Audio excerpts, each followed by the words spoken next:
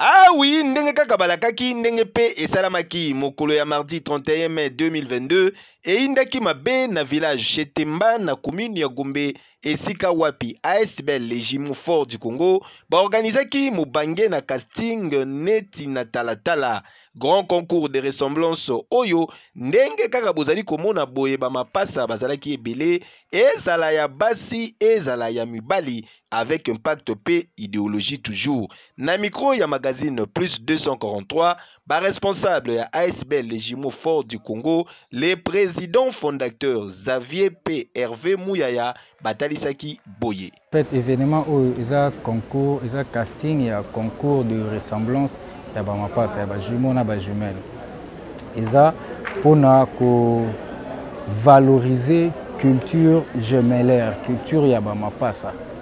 Donc, bamapasa pour valoriser bamapasa baza plus identique, pour primer bango, pour encourager ba oyo basala kamisala place moko, ba basana ba talent moko na ba potentialité moko pour na ba émerger ensemble.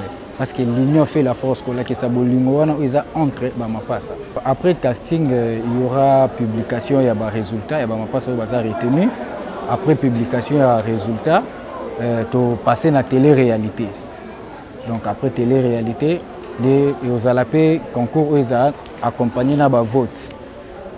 Premier ou gagnant, vous allez premier. On va pas savoir si vous avez biso to bengi sabino, boya bo rejoindre ASBL Legimo Fort du Congo. Les associations ya bamapasa, ozo sangisa bamapasa nyonso ya Congo. Donc en étant unis, place moko to la fort. To lutter contre ba valeur oyo eza ko honorer bisoté. Hein, babiloko ya mike mike eza ko honorer biso bamapasa te quoi ba phénomène ya maman boti mapasa à chaque fois abelela na TV. Mais yo li passe aux wana okenda na bar okenda na boîte o dépenser mbongo ebele ozolia tandis que ndeko na li passe lokola yo aza kuna na hôpital akangami likolo ya mbongo ya futa kuna babimise na maternité. Mais ceux qui toza osangana toza place moko toyoki eloko bongo tosangana biso nyonso tokita place na to rapporter soutien na biso. Donc boya bo rejoindre ASBL Legimo Fort du Congo.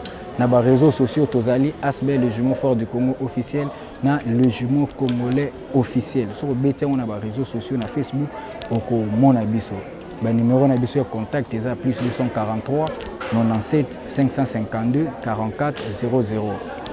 Mosusu eza plus 243 90 207 43 53. Créé depuis le 21 septembre 2019, ASBL Legimo Fort du Congo baevraka bénévolement au profit de personnes en panne financière, paix encadrement socio-culturel, y a enfants orphelins. Premièrement, pour les jumeaux, jumelles, au nandaku, la biso, to sing na bangoya. Et pour les jumelles, au bazaka société na jumelles nae, jumeaux la société na jumeaux nae. Le Seigneur n'a vraiment boya vraiment boya tanenge il passe à vivre kana il passe à nae. Au sepeli na initiative oyo batu ya bonne volonté bokoki ko contacter ba Legimo Fort du Congo na numéro ezali affiché pour na ko secourir bango ndenge kaka Bible elobaka qui donne à un orphelin prête à Dieu. Boinde zalaka. Ye keyo.